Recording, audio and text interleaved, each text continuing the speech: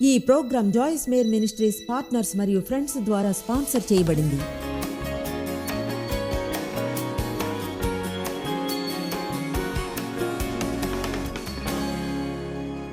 ముందుగా యూజ్ చేయాలనుకున్న వచనం కింగ్ జేమ్స్ అనువాదం. సహజంగా నేను యాంప్లిఫైడ్ బైబిల్ని యూజ్ చేస్తాను. అది 2 కొరింథీ 11:3. వచనం ఇలా చెప్తుంది. పౌలు అన్నాడు, సర్పము తన కుయుక్తి చేత హవ్వను మోసపరిచినట్లు మీ మనస్సులను చెరుపబడి క్రీస్తు ఎడలనున్న సరళత నుండి పవిత్రత నుండి ఎట్లయిన్నో తొలగిపోవునేమో అని భయపడుచున్నాను. ఎవరైనా ఒప్పుకుంటారు ఈనాడు జీవితం ఎంతో చిక్కులమయం అయిపోయిందని? ఆమేన్. 2 నెలల క్రితం ఎవరో అన్నారు, ఎవరో చర్చ్కి వచ్చిన వారు ఎన్నో ఏళ్లగా జీవితంలో పోరాడుతున్న ఒక ఆమె అంది, మీకు అనిపించదా క్రిస్టియన్గా ఉండడం అంటే చాలా చాలా కష్టమని? నేనన్నాను, లేదే, గతంలో ఒక సమయంలో చెప్పేదాన్నేమో అవును అని. అయితే అది క్రీస్తు వద్దకు చిన్న బిడ్డలా ఎలా రావాలో తెలుసుకోవడానికి ముందు ఏమిటో చెప్పనా, దీన్ని చిక్కుగా చేస్తే అది మీకు పీడకల్లా ఉంటుంది. కొందరు ఎన్నడూ చేయలేరు, వెనక జారే వారిలో మీరు ఒకరవుతారు. అయితే క్రీస్తు సరళతలో ఎలా ఉండాలో తెలుసుకుంటే, నేను క్రీస్తుని స్వీకరించడం గురించి చెప్తున్నప్పుడు అన్నాను, బైబిల్ ఎన్నడూ రక్షణ పొందడానికి ప్రయత్నించమన్నదని. ఆయన్ని స్వీకరించిన వారందరికీ దేవుని కుమారులయ్యే అధికారాన్ని ఇచ్చాడని. ఎంత అంటే పూర్తి తేడా ఉంది పొందడం మరియు స్వీకరించడంలో. పొందడం అంటే కష్టపడి ప్రయత్నించి పొందడం. కనుక మనం అంటాం, మీ స్వస్థతను పొందారా, పదోన్నతిని పొందారా, పరిశుద్ధాత్మను పొందారా, దేవుని నుంచి స్పర్శను పొందారా, దేవుని నుంచి వాక్యాన్ని పొందారా? అది మనల్ని ఆ వర్క్స్ మోడ్లో ఉంచుతుంది. అయితే స్వీకరించడం అంటే తీసుకునేవారిగా ఉండి ఇచ్చేదాన్ని తీసుకోవడం. ఇప్పుడు నాకు అది ఇష్టం. కనుక మనం దేవుణ్ణి సేవించడం చిక్కు పని కాదు, మనమే చిక్కులమయం. మనమే చిక్కుగా చేస్తాం. నేను పూర్తిగా చిక్కులమయంగా ఉండే వ్యక్తిని ఎంతో క్లిష్టమైన దానిగా, అంటే ఏదైనా సింపుల్గా ఉంటే నేను దాన్ని చిక్కుగా చేసేదాన్ని, అలా చేయడానికి సమయం పట్టేది కాదు. మీరు ఎక్కువగా నా బోధనని వింటే బహుశా కొన్ని ఫన్నీ కథల్ని వినే ఉంటారు. ఎలా మనం కంపెనీని కోరుకున్న సింపుల్ గెట్ టుగెదర్ లాంటిది పొందాలనుకున్న hot dogs, hamburgers, potato chips, beans లేదా ఐస్ టీ అయినా, అంటే నాకు వారం ఇస్తే నైట్ మేర్గా చేసేస్తాను. అంటే ఇంటిని శుభ్రం చేయాలి, బార్బెక్యూ పిట్ని పెయింట్ చేయాలి, పూల మొక్కలు నాటాలి, లాన్ ఫర్నిచర్ తేవడం, హ్యాంబర్గర్స్ బదులుగా స్టీక్స్ అంతా ఖర్చు, పొటాటో చిప్స్ పొటాటో సలాడ్గా మారడం. అందరూ వచ్చేప్పటికి నాకు కోపం వచ్చేది, రాకుంటే బాగుండి అనిపించేది, అప్సెట్ అయ్యేదాన్ని. ఎందుకంటే ఇప్పుడు ఈ పనులన్నీ చేయాలి, వీళ్ళంతా వచ్చి హాయిగా కూర్చుని నా ఇంటిని గందరగోళంగా చేస్తారు. చూడండి, నేను అక్షరాల నిజం అదే. ఇప్పుడు కోపం వచ్చేది డేవ్ మీద, ఎందుకంటే హెల్ప్ చేసేవారు కాదు. శనివారం నాడు గోల్ఫ్ ఆడడానికి వెళ్ళేవారు, హాయిగా టైం గడుపుతూ నేనేమో ఈ పెద్ద పార్టీకి అన్ని ఏర్పాట్లు చేయాలి. దేవునికి ఎంతో కృతజ్ఞత చెప్తున్నాను తెలుసుకున్నందుకు. ఇప్పటికీ విషయాలను ఎలా సింపుల్గా ఉంచాలో. క్రీస్తుతో మన నడకను మనం చిక్కుగా చేస్తే అదన్నిటికీ పనిచేయదు. కనుక లూకా 18:17 చెప్తుంది దాన్ని మనం ఎలా చెయ్యాలో. చిన్న బిడ్డ వల్లే దేవుని రాజ్యం అంగీకరింపని వాడు దానిలో ఎంత మాత్రమును ప్రవేశింపడని మీతో నిశ్చయముగా చెప్పుచున్నాను. చిన్న బిడ్డ వల్లే, ఇది మనకి రోజు గుర్తు చేయబడాలి. చిన్న బిడ్డ వల్లే. ఇప్పుడు వచనం ఏం చెప్తుందో చూడండి. ఏమనంటే, ఎంత మాత్రమును ప్రవేశింపలేడు మీతో నిశ్చయంగా చెప్పుచున్నాను, చిన్న బిడ్డ వలె దేవుని రాజ్యము అంగీకరింపని వాడు దానిలో ఎంత మాత్రమునో ప్రవేశింపడని మీతో నిశ్చయంగా చెప్పుచున్నాను. ఇప్పుడు నేను నమ్మను ఏమనంటే, చిక్కులుగా ఉంటే పరలోకానికి వెళ్ళలేమంటే. అయితే బహుశా దాని అర్థం ఏమిటంటే, మనకు జీవితం ఉంది, రాజ్యంలోని జీవితం. అయితే ఆ జీవితంలోనికి ప్రవేశించడానికి ఉన్న ఒకే ఒక మార్గం, మనం కానీ రోజు చిన్న బిడ్డల్లా ప్రవేశిస్తేనే ఉంటుంది. చిన్నపిల్లల విషయంలో హాయిగా అనిపించే విషయం ఏమిటంటే, వాళ్ళు ఏం చెప్పినా నమ్ముతారు.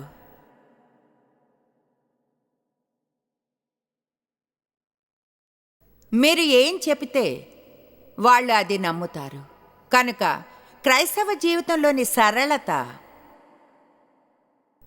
ఎంత సరళం అంటే, అది మన తల మీద నుంచి వెళుతుంది. కేవలం గ్రంథాన్ని చదవడం, దాన్ని నమ్మడం, దాన్ని చేయడం, అది పనిచేస్తుంది. అయితే లేదు లేదు, మనం దాన్ని తెలుసుకోవాలి, ముక్కలు చేయాలి, దాని నుంచి సిద్ధాంతాలను చేసి చూడండి, దాని గురించి వాదించి ఫలానా చెయ్యాలి. మనకు 500 వర్గాలు ఉండాలి, ఎందుకంటే అందరం అది చెప్పేదాన్ని ఒప్పుకోము కనుక. చూడండి, అది పిచ్చితనం. అది చాలా సింపుల్. ఎస్ అన్నాడు, నన్ను నమ్మండి, నేను చూసుకుంటాను. ఈరోజు జీవితం గురించి చింతిస్తూ వేస్ట్ చేయకండి, ఎందుకంటే రేపటి రోజుకు కావాల్సినంత ఉంటుంది కనుక ఈ రోజున ఎందుకు వేస్ట్ చేయాలి? సింపుల్. మీ బరువు నా మీద వేయండి, ఎలాగో మీరు చూసుకోలేరు, నేను చూసుకుంటాను. ఇప్పుడు మీకు కొంచెం వయసు ఎక్కువ ఉంటే లాభంగా ఉంటుంది. అసలైతే కొంచెం వయసు వస్తే ఒకలా కూల్గా ఉంటారు తెలుసా. నేను ముసలిదాన్ని కాదు, పరిణతి చెందాను.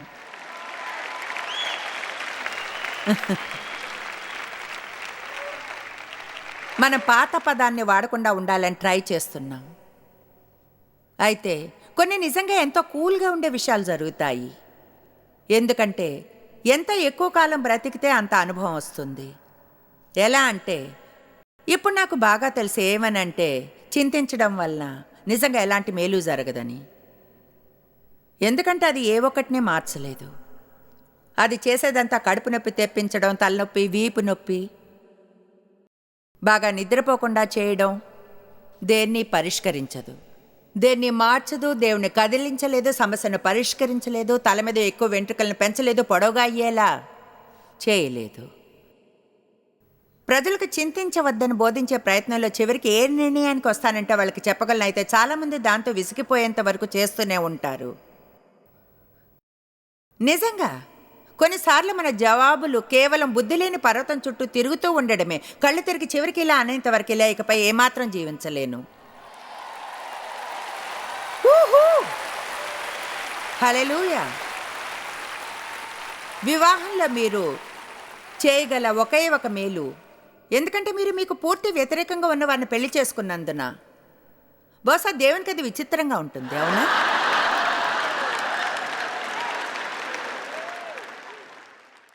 అవును. ఇదిగో ఇక్కడ మిమ్మల్ని పూర్తిగా వేరుగా ఉన్న వారితో ఉంచుతానా? మీరు కలిసి ఉండాలనుకుంటాను.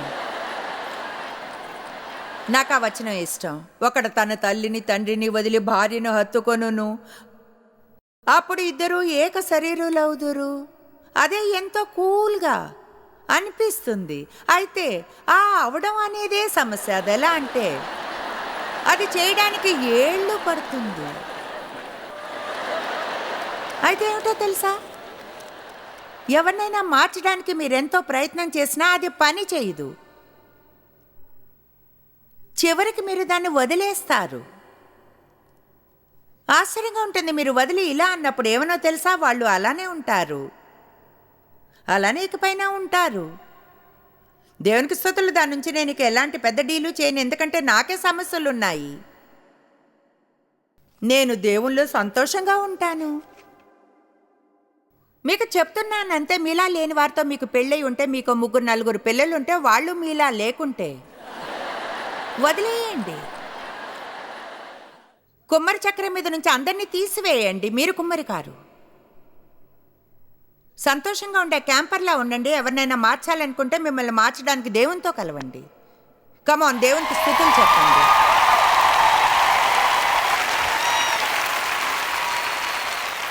కనుక అవన్నీ ఓ 2 సింపుల్ ఉదాహరణలు, ఎలా మనం దీన్ని ఎంత మంచిగా చేయగలమో, పూర్తి డీల్ని సరళంగా చేసుకుంటే అని.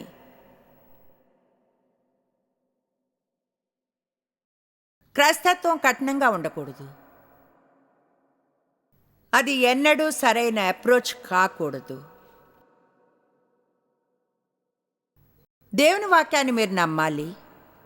నేను దీని గురించి ఈ వారాంతంలో కొంచెం చెప్తాను, కనుక మీరు మనసును సిద్ధపరచుకోండి దీంతో బోర్ అవ్వకుండా ఉండేలా. ఎందుకంటే వాక్యాన్ని వింటాం, వాక్యాన్ని అందులో ఉంటాం, అధ్యయనం చేస్తాం వాక్యాన్ని మీరు దాన్ని మరింతగా వింటారు.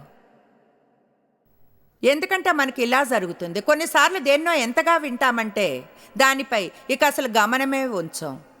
ఇంకొన్నిసార్లు అది ఎలా అంటే మనం అత్యంత ముఖ్యమైన వాటిని వినాలి, అయితే మనం దానికి ఎంతగా అలవాటు పడిపోతామంటే అది ఎలా ఉంటుందంటే, అవును నాకు తెలుసు వాక్యాన్ని చదవాలి. దాని గురించి రేపు మాట్లాడుకుందాం. అయితే దేవుని వాక్యం గురించి సింపుల్గా చెప్పాలనుంది. మీ భావాలకు పైన మీరు దాన్ని నమ్మాలి. మిమ్మల్ని అడుగుతాను, మీరు బైబిల్ దేవుడిని నమ్ముతారా, లేక మీ భావాలనే దేవుడు అనుకుని వాటికి తలవంచుతారా? ఫీల్ అవడం లేదు, అవుతున్నా కావడం లేదు. మీ ఆలోచనలకు పైన నమ్మాలి. మీ ఆలోచనలు దేవుని వాక్యంతో ఏకీభవించుకుంటే మీ ఆలోచనలు తప్పన్నమాట. మీరు దాన్ని ఇతరులు చెప్పేదానికంటే ఎక్కువగా నమ్మాలి. ప్రజలు మీ గురించి ఇలాంటి ఏమిటి, మా నాన్న 40 ఏళ్ళు నేను ఎందుకు పనికిరానని అనేవారు, అయితే ఆయన తప్పే. చాలా సింపుల్. దాని గురించి ఇకపై మానసికంగా వేరుగా అనుకోనవసరం లేదు. ఒకవేళ డాడీ అలా అంటే తప్పైంది, దేవుడు కరెక్ట్. హల్లెలూయా. సింపుల్గా లేదు. అయితే ఫీల్ అవుతున్నా, ఫీల్ దాన్ని మర్చిపోవచ్చును. భావాలు ముఖ్యమైనవే, దానిలో ఎలాంటి సందేహం లేదు, అయితే వాటికి అధికారం ఇవ్వకూడదు. నేనేదో క్యూట్గా లేదా ఫన్నీగా ఉండాలని కాదంటే దీన్ని నా జీవితంలో అన్వించాను. నాకు తెలుసు, గందరగోళంలో ఉండేదాన్ని. మ్యాన్ అంటే అంతా గందరగోళమే. 15 ఏళ్ళు సెక్షువల్గా దుర్వినియోగపరచబడ్డాను, అంతా గందరగోళం. మీకు చెప్తున్నాను, ఇది మీ జీవితాన్ని స్వస్థపరుస్తుందని.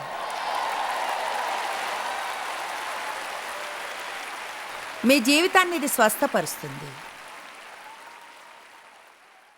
యోహాను 8:31-32 చెప్తుంది, క్రీస్తులో మనం స్వతంత్రులమని. యేసు తన్ను నమ్మిన యూదులతో, మీరు నా వాక్యమందు నిలిచిన వారైతే, జీవించి నివసించి దేవుని వాక్యంలో ఉంటే, ఏదో ప్రతి ఉదయం 2 వచనాలను చదవడం కాదు, దేవునితో సమయాన్ని వెచ్చించడానికి 20 నిమిషాల ప్రసంగం వినడం, ఆదివారం నాడు విని అనుకోవడం, అది మీరు మీ వంతం చేశామని అంటే మీరు నాశనంలో జీవిస్తారు. అపవాది బ్రతికే ఉన్నాడు ఈ భూమి మీద. అతడు నీచమైన వాడు. దేవుని సేవించి ఎవరిని అతడు సహించలేడు. మీరు నా వాక్యమందు నిలిచిన వారైతే నాకు శిష్యులై ఉందురు. నాకు అది ఇష్టం. ఉండి సత్యమును గ్రహించెదరు, అప్పుడు సత్యము మిమ్ములను స్వతంత్రులుగా చేయును.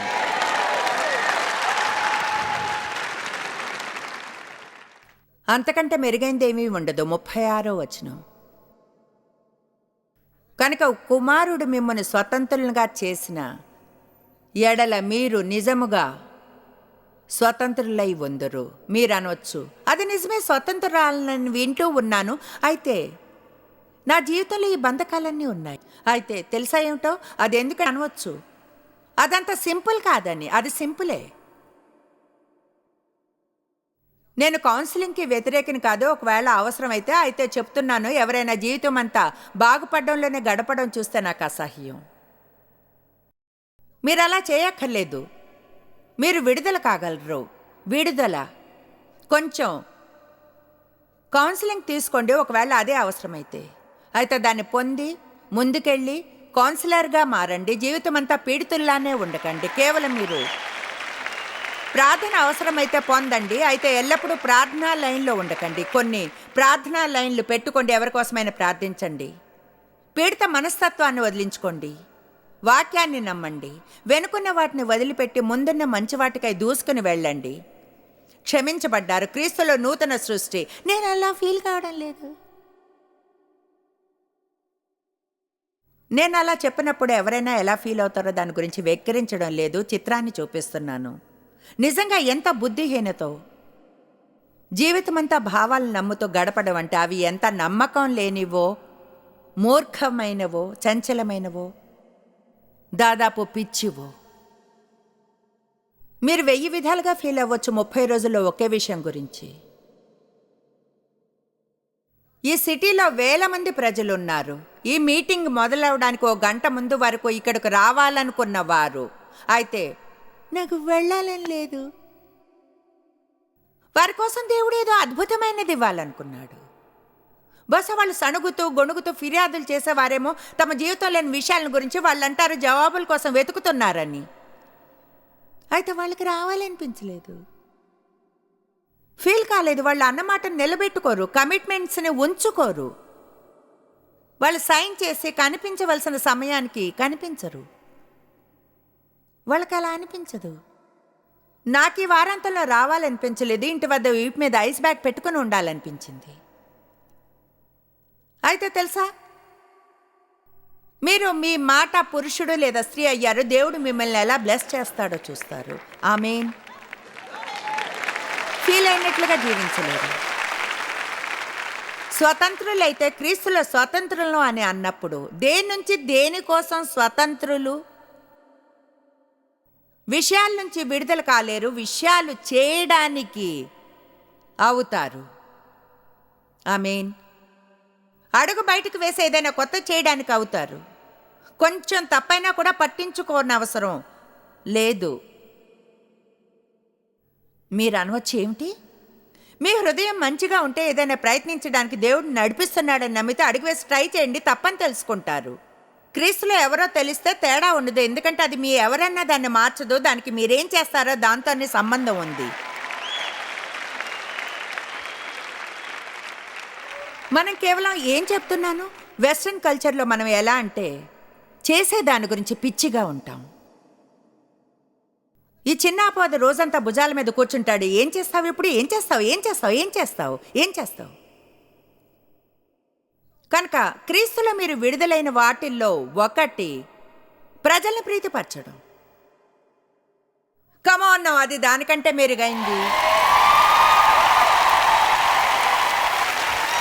మనం చేయడానికి స్వతంత్రులుగా ఉన్న వాటిల్లో ఒకటి కాదు అని చెప్పడం. దాన్ని ప్రతిసారి వివరించనక్కర్లేదు. ఇప్పుడు కాదు అంటే ఏమిటి? ఎందుకు కాదు? ఎందుకంటే నాకు అనిపించడం లేదు చేయవలసింది అదే అని. ప్రజలకు అలా చేసే స్వాతంత్రాన్ని ఇవ్వాలి. మీకెవరైనా తెలిసి ఏమైనా చేయమంటే వాళ్ళు ఇలా అంటే నేను అది వివరించలేను కూడా, అయితే నాకు అనిపించడం లేదు చేయవలసింది అదే అని మీరు ఇలా అనాలి. అలా చేసే మీ హక్కు మర్యాదనిస్తున్నాను. నేను మీకు మీ నిర్ణయంలో సపోర్ట్నిస్తున్నాను. మీరు వాళ్ళు ఏం చేయాలనుకుంటారో అది వాళ్ళు చేసేలా చేయడానికి ట్రై చేయకండి, ఎందుకంటే అదంతా స్వార్థం అవుతుంది. ఆమేన్. మనం పాపపు శక్తి నుంచి విడుదలయ్యాము, కానీ దాని అర్థం ఎన్నడూ పాపం చేయమని కాదు. అయితే పాపపు శక్తి నుంచి విడుదలయ్యాం. బైబిల్ చెప్తుంది రోమా 6లో, పాపపు శక్తి అవమానం, నేరాభావం. మీరు అనవచ్చు, అంటే పాపం చేసే గిల్టీగా ఫీల్ అవ్వక్కర్లేదా? పాపం చేయవచ్చును, పరిశుద్ధాత్మ నేరాభావం కలిగేలా చేస్తాడు. బహుశా మీరు ఆ పాపాన్ని ముగించడానికి ముందే, ఆరంభించక ముందే బహుశా ఆయన ప్రయత్నించాడు, కానీ మీరు అది ఒప్పుకోవచ్చును. పశ్చాత్తాపడడం, సారీ ఫీల్ అవ్వడం, దేవుడు క్షమిస్తాడు. బైబిల్ చెప్తుంది ఏమనంటే, కనుక క్రీస్తులో ఉన్న వారికి శిక్షావిధి అనేది లేదని. అయితే మీరు అలా జీవించే ఒకే ఒక విధానం ఏమిటంటే, వాక్యం దాని గురించి ఏం చెప్తుందో చదవడం, పేజీల్లోని వచనాలను తేరిపారా చూడడానికి ముందు. రేపు నిజంగా కొన్ని మంచి విషయాలను పంచుకుంటా వాక్యంలో ఉన్న శక్తిని గురించి. మీరంతా వచ్చి వింటారని ఆశిస్తున్నాను. ఎంతో జాగ్రత్తగా, ఎందుకంటే మనకు నిజంగా తెలీదు ఇవ్వవలసినంత మర్యాద ఎలా ఇవ్వాలో, అభినందించాలో ఇందులో ఉన్నదానికి. యేసు అన్నాడు, నా మాటలు అవి ఆత్మ మరియు జీవము అని.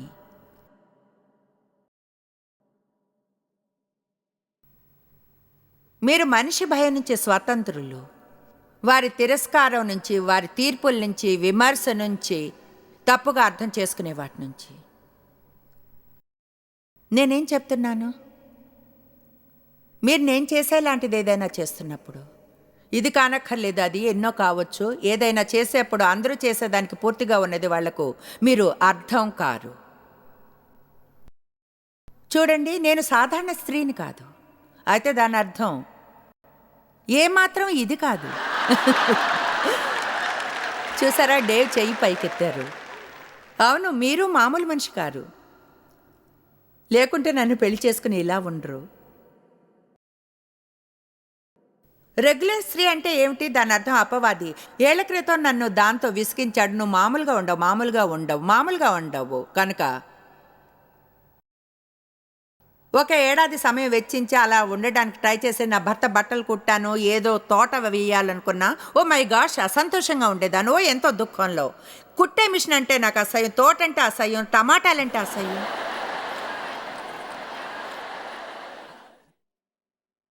కనుక నేను తెలుసుకున్నాను, లోకం రెగ్యులర్ అనేది పనిచేయదని. ఒకవేళ మీరు చేయవలసింది అది కాకపోయినా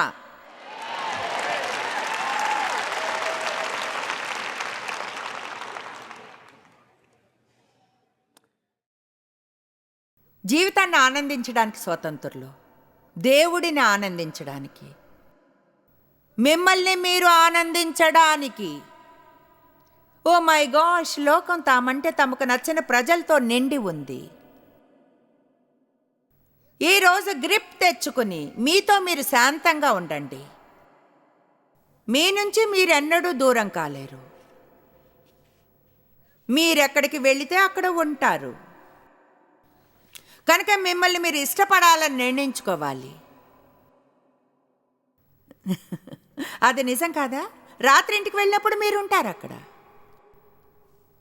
అంటే నేను మీకు నచ్చుకుంటే దూరంగా వెళ్ళగలరు, కానీ మీ నుంచి వెళ్ళలేరు. అర్ధరాత్రి మీరు లేచి బాత్రూమ్కి వెళ్ళినా మీరు అక్కడ ఉంటారు.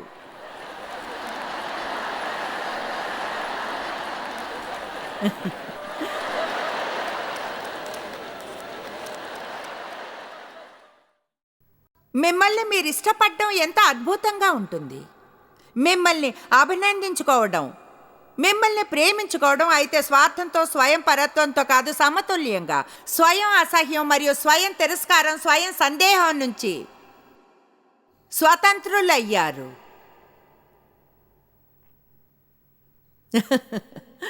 నాకు సంతోషమైన క్యాంపర్ అక్కడున్నాడు.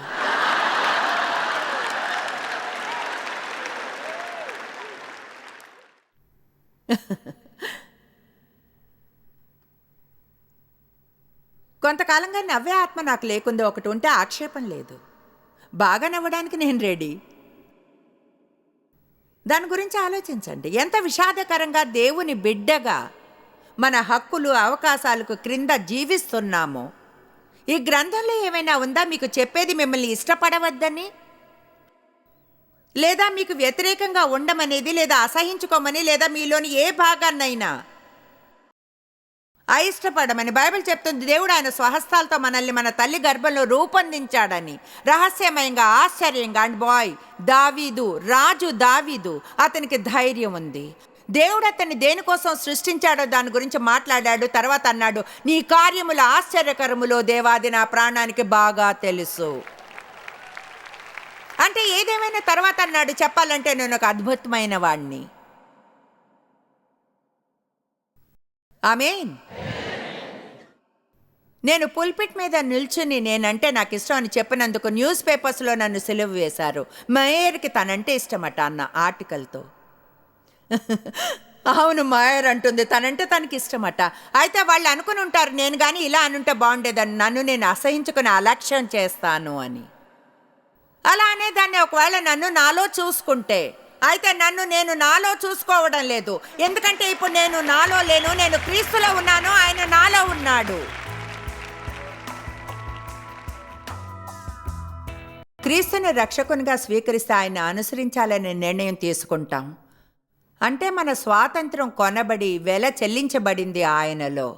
యోహాను 8:36 చెప్తుంది, కుమారుడు స్వతంత్రులుగా చేసినట్లా మీరు నిజంగా స్వతంత్రులై ఉందరు. మనం పాపపు అధికారం నుంచి విడుదలయ్యాం. మనిషి భయం నుంచి కూడా మన జీవితాలను ఆనందించడానికి స్వతంత్రులం, మనల్ని దేవుడిని కూడా. ఇది నిజంగా ముఖ్యం. మీరు అర్థం చేసుకోవడం నా వద్ద ఇంకొంచెం బోధన ఉంది మీకు అందివ్వడానికి, మీరు అలా చేయడానికి సహాయపడేలా. జాయిస్ మేర్ మినిస్ట్రీస్లో మీరు మాకెంతో ముఖ్యులు. మిమ్మల్ని అభినందిస్తున్నాం. మా ఫ్రెండ్స్కి, పార్ట్నర్స్కి థ్యాంక్స్. ప్రపంచవ్యాప్తమైన ఈ పరిచర్య సాధ్యమయ్యేలా చేసినందుకు. అందరం కలిసి ఆకలిగొన్న వారికి భోజనం పెడుతున్నాం, బీదవారికి బట్టలిస్తున్నాం, దేశాలకు సువార్తను పంచుతున్నాం. ఈ రోజే సంప్రదించండి joycemeir.org. ప్రార్థనా నివేదనల్ని మాతో పంచుకోండి. మా సాధనాల గురించి తెలుసుకోండి. జాయిస్ సభల షెడ్యూల్ని తెలుసుకొని మాతో పార్ట్నర్ అవ్వండి. ప్రపంచమంతా క్రీస్తు ప్రేమను పంచడానికి. ఈ program Joyce Meyer ministries partners మరియు ఫ్రెండ్స్ ద్వారా స్పాన్సర్ చేయబడింది.